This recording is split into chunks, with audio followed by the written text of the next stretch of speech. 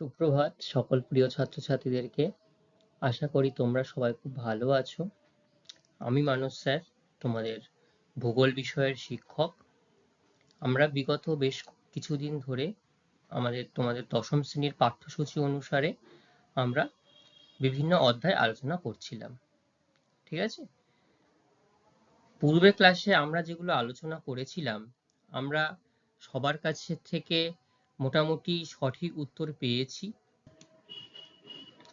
সেই জন্য আমি সবাইকে বারবার বলি, যেটা আমরা আলোচনা করব সেটা তোমরা বাড়িতে গিয়ে অন্তত একবার টেক্সট বুকটা ভালো করে সবাই একটু দেখবে, তাহলে সেই জিনিসটা খুব ভালোভাবে তোমাদেরকে মনে থাকতে সাহায্য করবে, সেটা মনে থাকবে। এবং তোমাদের আরো একটা জিনিস যেটা আমি মনে করিয়ে দিই, সেটা হচ্ছে আমরা যেটা আলোচনা করব, যে বিষয়বস্তু নিয়ে আমরা আলোচনা করব, সেই বিষয়বস্তু আলোচনা করতে করতে আমাকে আগে প্রশ্নটা দেখতে হবে, যে আমি কোন প্রশ্নের জন্য এই উত্তরটা যে পড়ছি এর প্রশ্ন কোনটা আছে।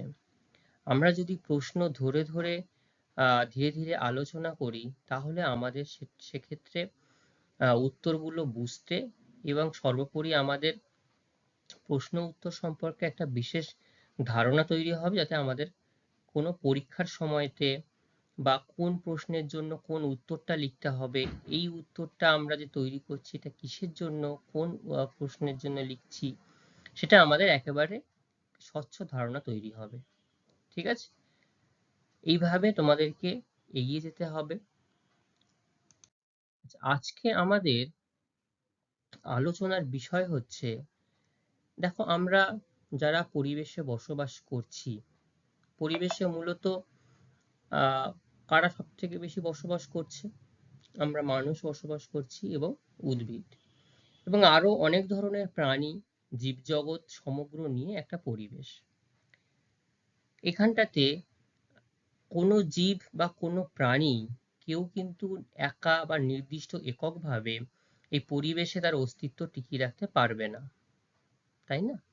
তো পরিবেশের অস্তিত্ব যদি পরিবেশে যদি নিজেদেরকে টিকিয়ে রাখতে হয়, সেক্ষেত্রে কিন্তু অবশ্যই সমগ্র পরিবেশের যেটুকু উপাদান রয়েছে সবার সঙ্গে সমানভাবে একে অপরের উপর নির্ভরশীল থেকেই আমরা ধীরে ধীরে পরিবেশের দিকে অগ্রসর হতে পারবো বা আমরা জীবনযাপন করতে পারছি। দেখো এখানে একটা আমি ছবি দেখিয়েছি এবং অ্যাটমসফিয়ার বলা হচ্ছে, পৃথিবী বলা হচ্ছে। এই যে পৃথিবীর বাইরের দিক থেকে যে ছবিটা নেওয়া হচ্ছে এবং এই যে পৃথিবীর যে নীলাভ অংশটা, এবং পৃথিবীকে কি গ্রহ বলা হয়? নীল গ্রহ বলা হয়। পৃথিবীকে নীল গ্রহ বলার কারণ কি কেউ বলতে পারবে? কেন এই নীল দেখতে লাগে পৃথিবীকে দেখতে? পৃথিবীকে নীল দেখতে মনে হয় নির্দিষ্ট বায়ুমণ্ডল পৃথিবীকে চারিদিকে বেষ্টন করে আছে। ঠিক আছে? এই বায়ুমণ্ডল পৃথিবীর চারিদিকে এমনভাবে বেষ্টন করে আছে, এবং যখন সেটা সূর্যের আলো বা বিভিন্ন দিক থেকে যখন আলো বিচ্ছুরিত হয়ে আসে, তখন আমরা কিন্তু এই পৃথিবীকে এবং আমাদের এই প্রিয় পৃথিবীকে আমরা নীল দেখতে পাই। সেই জন্য একে নীল গ্রহ বলা হয়। আমরা পরিবেশ থেকে কোন গ্যাস সংগ্রহ করছি বা নিচ্ছি, নিয়ে আমরা বেঁচে আছি? পরিবেশ থেকে আমরা অক্সিজেন গ্যাস সংগ্রহ করছি বা গ্রহণ করছি। সংগ্রহ থেকে গ্রহণ করা বলাটা বেটার। গ্রহণ করছি। আর কোন গ্যাস আমরা ত্যাগ করছি? Carbon die oxide. তাহলে এইটা ছোটবেলা থেকে আমরা জেনে এসেছি যে মানুষ বা বিভিন্ন যারা প্রাণী আছে, তারা কি করছে? পরিবেশ থেকে অক্সিজেন গ্রহণ করছে তার বেঁচে থাকা শ্বাস প্রশ্বাসের জন্য। আর অক্সিজেন গ্রহণ করে কোন গ্যাস ত্যাগ করছে? অক্সিজেন গ্রহণ করে কার্বন ডাই অক্সাইড ত্যাগ করছে। এই কার্বন ডাই অক্সাইড কারা শোষণ করছে? উদ্ভিদকুল এই কার্বন ডাই অক্সাইড শোষণ করে নিচ্ছে, তাই তো? তাহলে এইভাবে কিন্তু আমরা প্রত্যেকে একে অপরের উপর নির্ভরশীল। তাই বললাম পরিবেশে যেমন টিকে থাকতে গেলে সবকিছুর উপর নির্ভরশীল, আবার তুমি সবকিছুকে নষ্ট করে দিয়ে আমরা এখন যেমন মানুষ যত উন্নত হচ্ছে, পরিবেশকে ব্যাপকভাবে দূষিত করে চলেছে। এই যে পরিবেশের বায়ুমণ্ডল, পরিবেশের বাতাস, দেখবে বিভিন্ন শহরে তার এক এক রকম মাত্রা রয়েছে। আবার শহরের পরিবেশ এবং গ্রামের পরিবেশ, বিশেষ করে বাতাসের যে দূষণ কণার মাত্রা দেখবে, গ্রাম এবং শহরের মধ্যে কিন্তু বেশ পার্থক্য লক্ষ্য করা যায়। ঠিক আছে? আজকে আমরা এই পরিবেশ অর্থাৎ এই বায়ুমণ্ডল সম্পর্কে আমরা জানবো। যে বায়ুমণ্ডলে কি কি উপাদান রয়েছে, তোমরা কি কোনোদিন ভেবে দেখেছো যে আমরা এই যে খালি চোখে যা কিছু দেখতে পাচ্ছি, আমরা ধরো অক্সিজেন কথা বলতে বলতে যে অক্সিজেনটা আমরা ত্যাগ করছি, অক্সিজেনটা আমরা গ্রহণ করছি, কার্বন ডাই অক্সাইডটা ত্যাগ করছি ধীরে ধীরে, তাহলে এই গ্যাস কি আমরা চোখে দেখতে পাচ্ছি? পাচ্ছি না। বা পরিবেশে বা বাতাসে কি শুধুমাত্র অক্সিজেন আর কার্বন ডাই অক্সাইড এই গ্যাসগুলোই আছে, আর কি কিছু নেই? আরো অনেক রকমের গ্যাস রয়েছে, এইগুলোকে আমরা কিন্তু চোখে দেখতে পাই না। তো কি কি গ্যাস আছে আর কি কি বায়ুমণ্ডলটা কি কি উপাদান নিয়ে গড়ে উঠেছে, সেইটা আজকে আমাদের আলোচ্য বিষয়বস্তু। তোমরা এতক্ষণে বুঝে গেছো আজকে আমাদের কি বিষয় সম্পর্কে আলোচনা করছি। দশম শ্রেণীর পাঠ্যসূচি অনুযায়ী দ্বিতীয় অধ্যায়, এই দ্বিতীয় অধ্যায়তে যে বায়ুমণ্ডল চ্যাপ্টার রয়েছে, সেই বায়ুমণ্ডল, এবং আজকে আমাদের আলোচনার বিষয়বস্তু হচ্ছে বায়ুমণ্ডলের ধারণা এবং তার উপাদান। ঠিক আছে? যদি কারোর কোথাও বুঝতে কোনো জায়গাতে সমস্যা হয়, আমাকে অবশ্যই সেখানে রেসপন্স করবে, জিজ্ঞাসা করবে যে এই জায়গাটা স্যার আমি বুঝতে পারছি না, তাহলে আমি সেখানটায় তোমাদের আবার আরো একবার বলে দেবো। ঠিক আছে? আচ্ছা, আলোচনা করতে করতে দেখবে বিভিন্ন প্রশ্ন আমি বলবো এবং লাস্টে কিছু গুরুত্বপূর্ণ প্রশ্ন আমি তোমাদের সামনে রেখেছি, এবং আলোচনা করার মাঝখানে অনেকগুলো প্রশ্ন বলবো, সেই শর্ট প্রশ্ন হতে পারে বা বড় প্রশ্ন হতে পারে, সেগুলো তোমরা একটু নোট ডাউন করে নেবে, যাতে তোমাদের বুঝতে সুবিধা হয় যে এই পার্টিকুলারলি পাঠ্যসূচি থেকে আমাদের কি কি প্রশ্ন আমরা সেগুলো পড়তে পারি বা পড়া উচিত আমাদের। ঠিক আছে? শুরুতেই বলা হচ্ছে বায়ুমণ্ডলের সংজ্ঞা। বায়ুমণ্ডল কাকে বলে? শুরুতেই বলা হচ্ছে বায়ুমণ্ডল কাকে বলছে। দেখো, আমরা কোন অংশে বসবাস করি? পৃথিবীর একদম ভূপৃষ্ঠে। তাহলে বলা হচ্ছে ভূপৃষ্ঠ থেকে ঊর্ধ্ব দিকে, অর্থাৎ ভূপৃষ্ঠ যে অংশ, ভূপৃষ্ঠ থেকে ওপরের দিকে 10,000 কিলোমিটার পর্যন্ত বিস্তৃত অংশে কি কি থাকে? গ্যাস, সূক্ষ্ম ধূলিকণা, জলীয় বাষ্পের অদৃশ্য গ্যাসীয় আবরণ এবং বিভিন্ন ধরনের বিষয়বস্তু পৃথিবীকে বেষ্টন করে রয়েছে, এবং এই পৃথিবীর সঙ্গে কিন্তু এগুলো আবর্তিত হয়ে চলেছে। তাকে আমরা বায়ুমণ্ডল বা অ্যাটমসফিয়ার বলছি। ঠিক আছে? দেখো, একটা ছবি আমি এখানটাতে দেখিয়েছি। এই ছবিতে এই অংশটুকু, যেটুকু অংশ আমরা গাছ দেখতে পাচ্ছি, এটুকু অংশ কিন্তু পৃথিবী ভূপৃষ্ঠ, এবং যখনই তুমি এই মাটির ওপর থেকে লাফাচ্ছ, ওপরের দিকে উঠে যাচ্ছ, তখন কিন্তু তুমি পৃথিবীর ওপরের দিকে চলে যাচ্ছ এবং তুমি লাফিয়ে থাকতে পারছো না। কেন? ভেরি গুড, মাধ্যাকর্ষণ শক্তির জন্য তুমি লাফিয়ে থাকতে পারছো না। মাধ্যাকর্ষণ শক্তি আছে বলেই আমরাও, এই পৃথিবী এত জোরে ঘুরছে তার সত্ত্বেও আমরা পৃথিবীর ভূপৃষ্ঠের কাছে রয়েছি, বা পৃথিবীর বাইরে যে এত বড় বায়ুমণ্ডল, এই বায়ুমণ্ডলও কিন্তু এই মাধ্যাকর্ষণ শক্তির জন্যই আমরা দেখতে পাই পৃথিবীকে বেষ্টন করে রয়েছে। ঠিক আছে? পরের যে ছবিটা দেখো, পৃথিবীকে স্পেস সেন্টার থেকে বা অন্য কোনো গ্রহ থেকে, স্পেস সেন্টার থেকে যদি আমরা, মহাকাশ থেকে যদি পৃথিবীকে দেখি, তো পৃথিবীকে ঠিক এই রকম দেখতে লাগে, গোলাকার। এই গোলাকার খণ্ড, এর চারিদিকে বায়ুমণ্ডল ব্যাপকভাবে পৃথিবীকে এবং এই সাথে সাথে পৃথিবীকে আবর্তন করে চলেছে। ঠিক আছে? আচ্ছা, এই যে বায়ুমণ্ডল বললাম, বায়ুমণ্ডলের কি কি বৈশিষ্ট্য রয়েছে, কি বৈশিষ্ট্য রয়েছে এবং আমরা কি কি বিষয় এখানটা জানবো। প্রথমে বলা হচ্ছে বিস্তার। কি বিস্তার রয়েছে? বায়ুমণ্ডলের বিস্তার সমুদ্রপৃষ্ঠ, অর্থাৎ এই যে সি লেভেল বা ভূপৃষ্ঠ, যে বিভিন্ন সমুদ্রের যে অংশ যেটা ভূপৃষ্ঠের মিশে আছে, সি লেভেল থেকে ওপরের দিকে 10,000 কিলোমিটার। তাহলে কত দূর লক্ষ্য করা যায় বায়ুমণ্ডলের ঊর্ধ্ব সীমানা? 10,000 কিলোমিটার। এটা কিন্তু মনে রাখতে হবে। ভূপৃষ্ঠ থেকে 100 কিমি বায়ুমণ্ডল হচ্ছে আবহবিদ্যার অন্তর্গত। তাহলে ভূপৃষ্ঠ রয়েছে, এই যে ভূপৃষ্ঠ আমরা দেখতে পাচ্ছি, ভূপৃষ্ঠ, এই ভূপৃষ্ঠ থেকে যদি আমরা উপরের দিকে 100 কিলোমিটার যাই, এই 100 কিলোমিটার পর্যন্ত আমরা এই অংশ পর্যন্ত আমরা আবহবিদ্যার একে অন্তর্গত ধরতে পারি।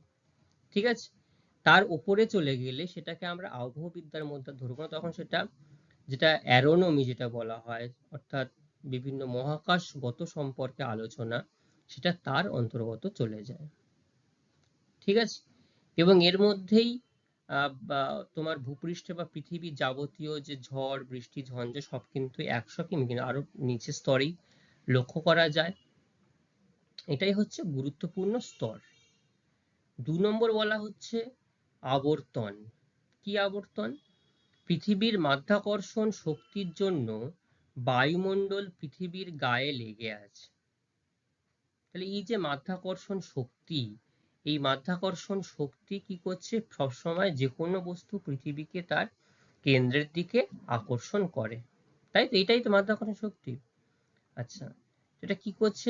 এই যে পৃথিবীর বায়ুমণ্ডলটাও একই রকম ভাবে এই মাধ্যাকর্ষণের টানে পৃথিবীর গায়ে লেগে রয়েছে, এবং পৃথিবী যখন আবর্তন করছে, নিজের অক্ষের চারিদিকে ঘুরছে, বায়ুমণ্ডলটাও কিন্তু সেই পৃথিবীর সঙ্গে সঙ্গে চারিদিকে ঘুরছে।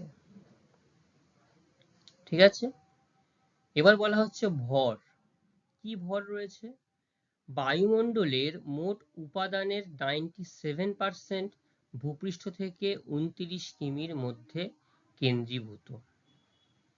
কেন ভূপৃষ্ঠে 29 কিমির মধ্যে সবকিছু লক্ষ্য করা যায়?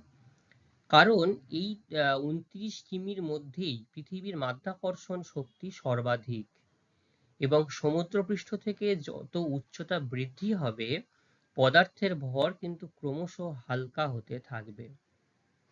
আমরা যত দেখবে উপরের দিকে উঠতে থাকি, অনেকটা উপরের দিকে উঠে গেলে যেখানে আর মাধ্যাকর্ষণ শক্তির আর কোনো প্রভাব লক্ষ্য করা যাচ্ছে না, তখন কিন্তু খুব সহজে সেখান থেকে কোনো বস্তু ফেললে পৃথিবীর দিকে সেটা ফিরে আসবে না। তখন বায়ুমণ্ডলের সঙ্গে সেটা বায়ুমণ্ডলের আবর্তনের সাথে বিভিন্ন দিকে চলে যাবে। এবং যত উপর দিকে যাওয়া যায় দেখবে সেই জন্য বিভিন্ন স্থান ভেদে বিভিন্ন জায়গাতে যে কোনো বস্তুর ওজন কম কিংবা বেশি হয়। ঠিক আছে, চাপ, বায়ুমণ্ডলের চাপ দেখো, ওখানে বলা হলো ভর কত কিমির মধ্যে ভর থাকে? 29 কিমির মধ্যে। চাপ, বায়ুমণ্ডলের নির্দিষ্ট যে চাপ, সেই চাপ 16 কিলোমিটারের মধ্যেই সীমাবদ্ধ থাকে, এবং 5.6 কিমির নিচে সর্বাধিক চাপ থাকে। অর্থাৎ ভূপৃষ্ঠ থেকে যদি আমরা উপরের দিকে 5.6 সেন্টিমিটার যাই, যদি এই যে ভূপৃষ্ঠ একদম পৃথিবীর তল, এখান থেকে যদি 5.6 কিমি আমরা উপরের দিকে যাই, এতটা নয়, জাস্ট আমি এটা দেখালাম, তো এই তখনই এর মধ্যে সর্বাধিক চাপ লক্ষ্য করা যায়। ঠিক আছে, এই অবধি কারোর বুঝতে অসুবিধা হয়েছে? হয়নি। তাহলে বায়ুমণ্ডলের বিস্তার কত দূর পর্যন্ত লক্ষ্য করা যায়? সর্বাধিক 10,000 কিলোমিটার পর্যন্ত। তোমাদের যদি জিজ্ঞাসা করা হয় যে আবহবিদ্যার অন্তর্গত কতটুকু, তাহলে আমাকে বলতে হবে 100 কিলোমিটার পর্যন্ত। আবর্তন কি? আবর্তন মানে হচ্ছে মাধ্যাকর্ষণ শক্তি।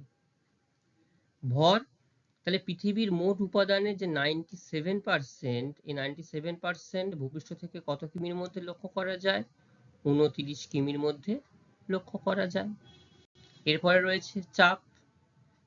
বোঝা গেল তাহলে?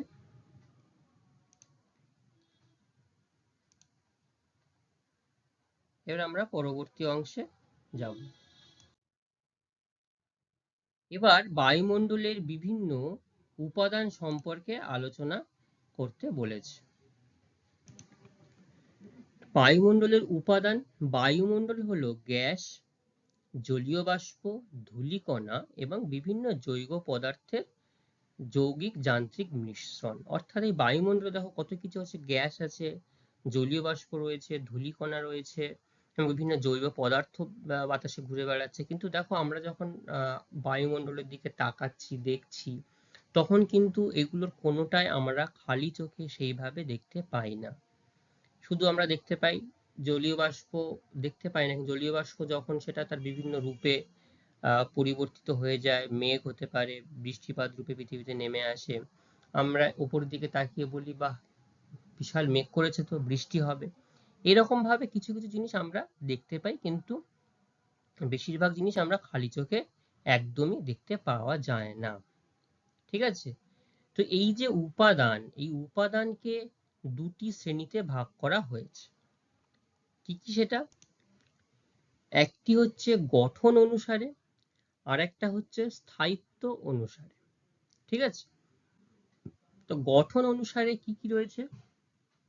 বায়ুমণ্ডলের উপাদান তিন ধরনের: গ্যাস, জলীয় বাষ্প এবং কঠিন কণা। ঠিক আছে? এর মধ্যে কি কি গ্যাস লক্ষ্য করা যায়? মূলত আমরা গ্যাস সম্পর্কে এই অংশে জানি।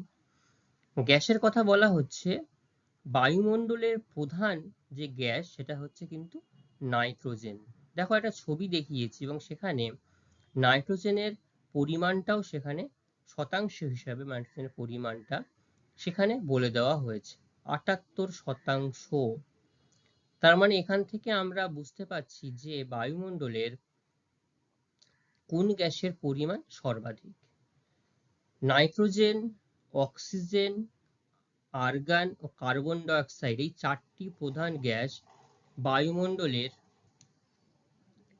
এই চারটি প্রধান গ্যাস বায়ুমণ্ডলের কত শতাংশ? 99.99 স্থান দখল করে রয়েছে। ঠিক আছে?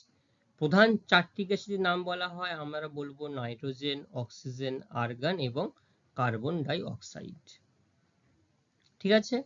এর মধ্যে দেখো শুধুমাত্র নাইট্রোজেন আর অক্সিজেন এই দুটি গ্যাস মিলেই 99%।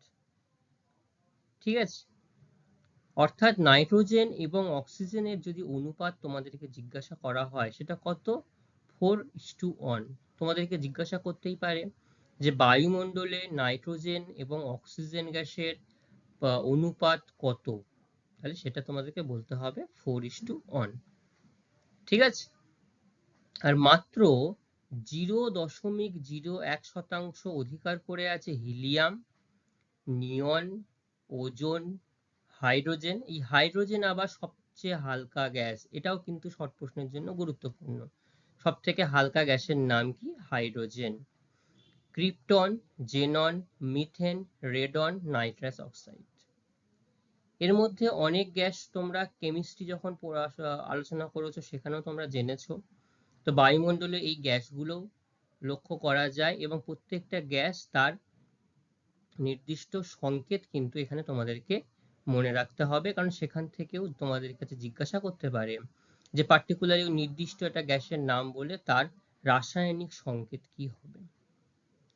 ঠিক আছে? নাইট্রোজেনের সংকেত কি? N2। পরিবেশে কত মাত্রা রয়েছে? 78.084। এই প্রত্যেকটা গ্যাসের নির্দিষ্ট মাত্রা অর্থাৎ শতাংশ, কত শতাংশ স্থান রয়েছে পরিবেশে, প্রত্যেকটার কিন্তু মনে রাখতে হবে। Oxygen 20.946%, argon AR 0.934, carbon die oxide CO2 0.037। আচ্ছা, নাইট্রোজেনের সংকেত কি বললাম? N2। আচ্ছা, কত পরিমাণ রয়েছে পরিবেশে? 78.084। অক্সিজেনের সংকেত কে বলতে পারবে? O2। কত পরিমাণ রয়েছে পরিবেশে? 20.946%। তাই তো? এরপর নিয়ন, Ne, নিয়ন। নিয়ন হচ্ছে 0.0018, helium He 0.0 0.00052, methane CH4, methane 0.3015%, আর ক্রিপ্টন KR 0.3011।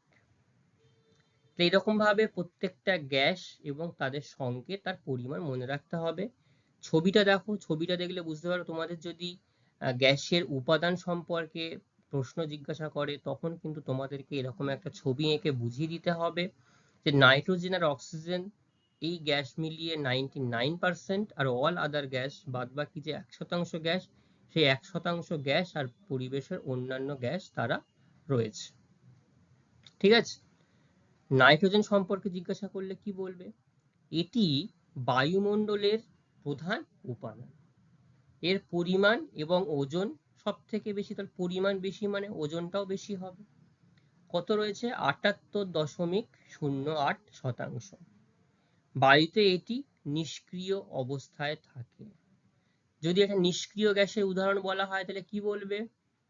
নাইট্রোজেন। মনে থাকবে, একটি নিষ্ক্রিয় গ্যাসের উদাহরণ হচ্ছে নাইট্রোজেন। অক্সিজেন, অক্সিজেন এটি বায়ুমণ্ডলের সর্বাধিক প্রয়োজনীয় উপাদান এবং দ্বিতীয় প্রধান উপাদান। এর পরিমাণ কত? 20.94%। দেখো বায়ুমণ্ডলে 20 মানে 20%, এই 21% কাছাকাছি অক্সিজেনের পরিমাণ লক্ষ্য করা যায়। তবুও আমাদের যে কোনো কিছু, যখনই কিছু হয় বাতাসে অন্যান্য দূষিতর মাত্রা এত বেড়ে যায় যে অক্সিজেনের পরিমাণ তখন কমে যায়, আমাদের শ্বাসকষ্টের সমস্যা দেখা যায়।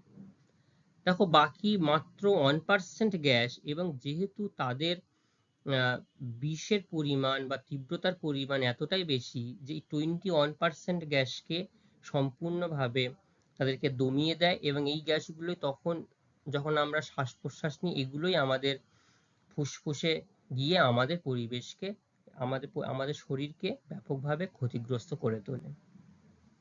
ঠিক আছে? কার্বন ডাই অক্সাইড, এটি বায়ুমণ্ডলের চতুর্থ প্রধান উপাদান। মাথায় রাখবে, 3 নম্বর হচ্ছে আর্গন 0.93, আর কার্বন ডাই অক্সাইড হচ্ছে চতুর্থ প্রধান উপাদান। এর পরিমাণ হচ্ছে 0.033%। ঠিক আছে? তাহলে সব থেকে বেশি পরিমাণ রয়েছে কোন গ্যাস? নাইট্রোজেন। এটি কি ধরনের গ্যাস? নিষ্ক্রিয় গ্যাস। সর্বাধিক প্রয়োজনীয় গ্যাস কোনটি? অক্সিজেন। কত শতাংশ রয়েছে? 21% এর কাছাকাছি, সেটা নয়, বলতে হবে 20.94%। কার্বন ডাই অক্সাইড চতুর্থ প্রধান উপাদান, এর পরিমাণ কত? 0.033%। ঠিক আছে?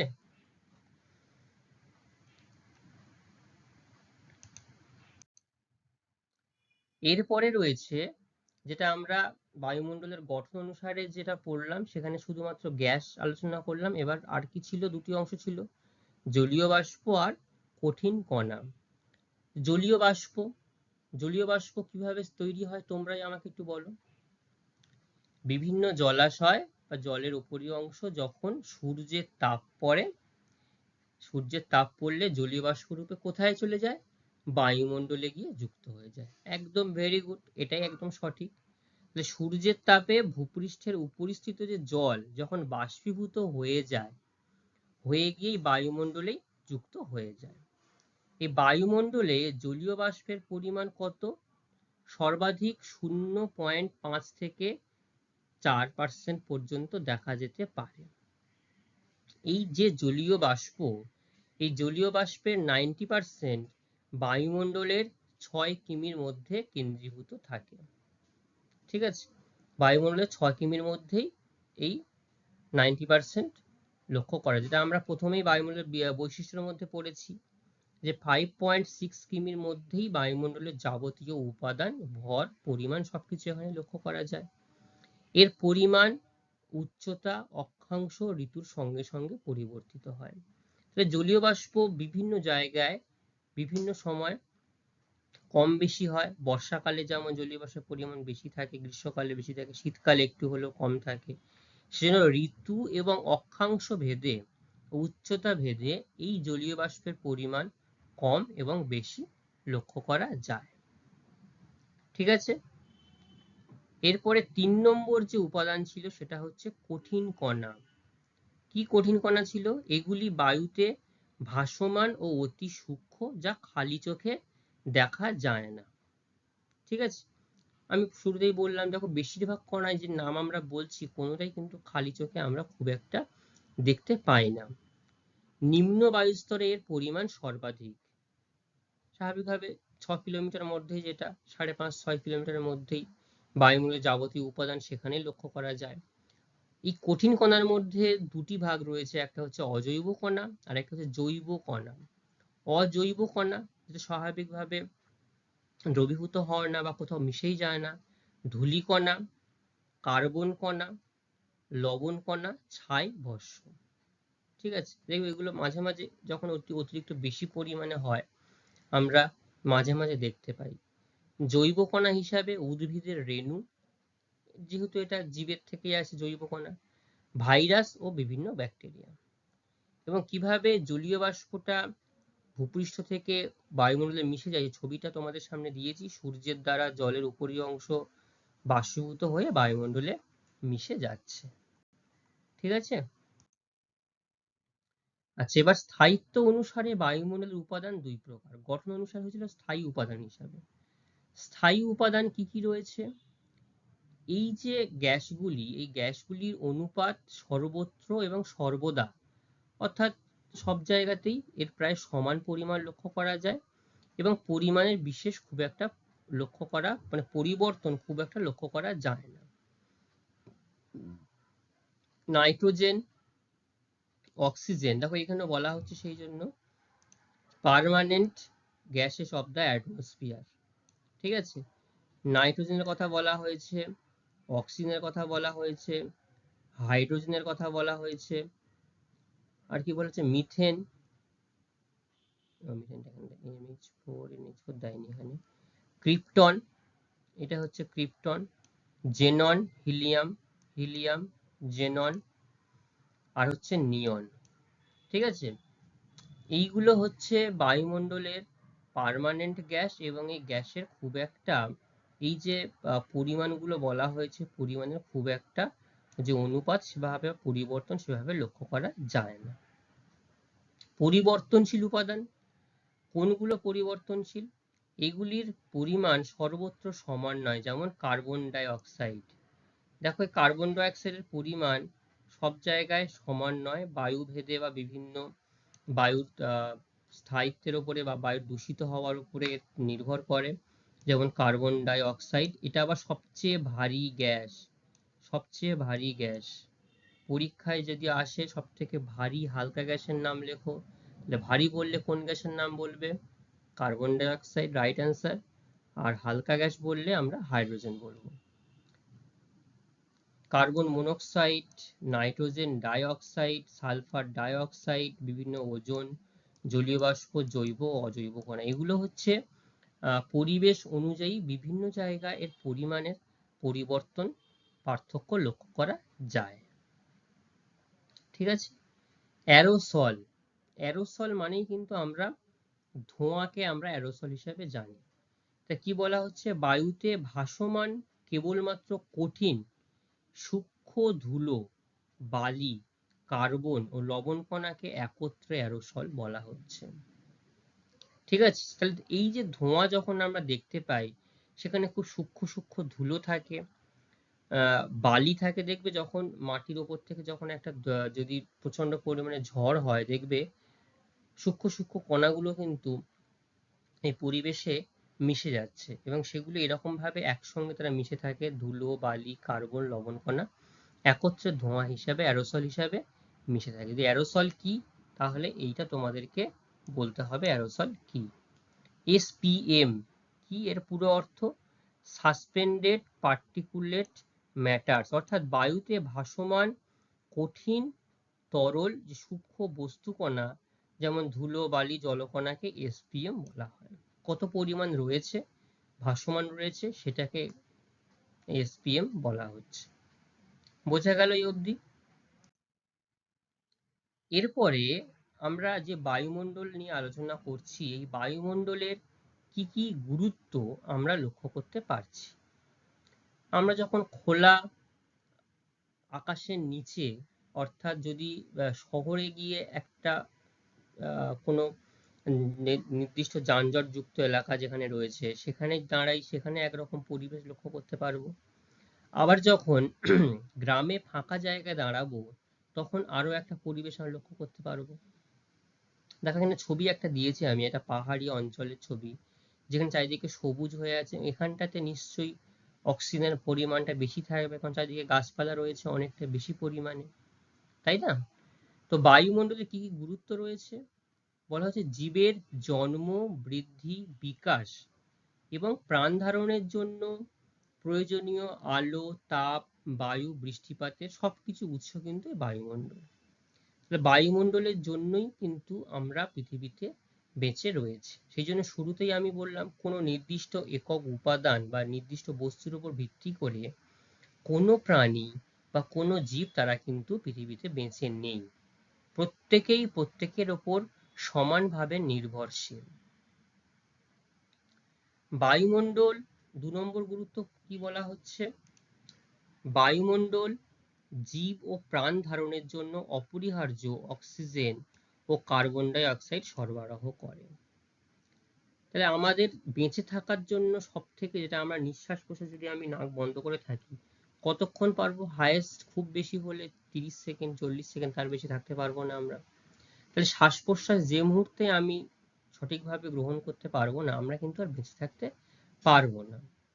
তো আমরা অক্সিজেন গ্রহণ করছি, কার্বন ডাই অক্সাইড ত্যাগ করছি, তাহলে এরকম ভাবেই পরিবেশ ভারসাম্য বজায় থাকছে।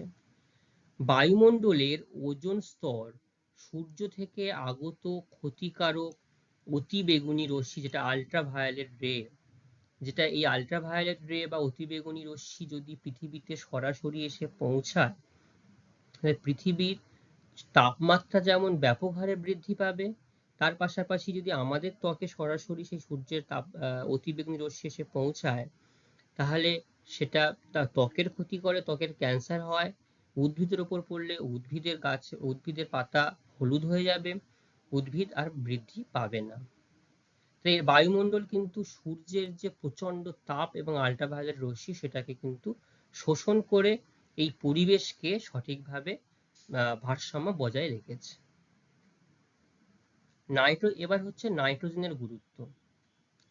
সামগ্রিকভাবে বায়ুমণ্ডলের গুরুত্ব বলা হলো, যদি বলা হয় বায়ুমণ্ডলের গুরুত্ব আলোচনা করো, তাহলে 3টি কারণ তোমাদেরকে বলতে হবে। নাইট্রোজেনের গুরুত্ব দেখো, আমরা প্রথমে পড়লাম নাইট্রোজেন একটি নিষ্ক্রিয় গ্যাস, কিন্তু তার পরিমাণ সব থেকে বেশি। তাহলে এটি প্রোটিন ও নিউক্লিক অ্যাসিডের উৎস হওয়ায় জীবজগতের পক্ষে অপরিহার্য। এবং কিছু ব্যাকটেরিয়া ও শুঁটি জাতীয় উদ্ভিদ, যেগুলো ধরো মটরশুঁটি, সিম, এই জাতীয় যে উদ্ভিদগুলো, এই উদ্ভিদ বায়ুর নাইট্রোজেন সংগ্রহ করে রাসায়নিক সার উৎপাদন করতে পারে। ঠিক আছে? তাহলে যদি বলা হয় কোন জাতীয় উদ্ভিদ নাইট্রোজেনকে সংঘবদ্ধ করতে পারে বা ধরে রাখতে পারে, সংগ্রহ করে, তখন আমার শুঁটি জাতীয় উদ্ভিদ বা ব্যাকটেরিয়া এইগুলো বলতে হবে। নাইট্রোজেনের গুরুত্ব। অক্সিজেনের গুরুত্ব। তাহলে অক্সিজেনের গুরুত্ব আলাদাভাবে তোমাদেরকে আর কি আলোচনা করব আমি। প্রধান যে গুরুত্ব সেটা হচ্ছে কি, বেঁচে থাকার জন্য এবং প্রাণী উদ্ভিদ জগতের শ্বাসকার্যের জন্য, দেহের তাপ শক্তি বৃদ্ধি করার জন্য অক্সিজেন অপরিহার্য। অক্সিজেন ছাড়া মানুষ বাঁচতেই পারবেন না। দেখো এই যে ছবিটা দিয়েছি, এই যেটা প্রাণী, এই প্রাণী থেকে কার্বন ডাই অক্সাইড ত্যাগ হচ্ছে, উদ্ভিদ গ্রহণ করছে, আবার উদ্ভিদ অক্সিজেন ত্যাগ করছে, পরিবেশে মিশছে, মেশার পরে সেটা আমরা আবার সেখান থেকে গ্রহণ করছি। এরকম ভাবে কিন্তু অনবরত একটা চক্রাকারে আবর্তিত হচ্ছে।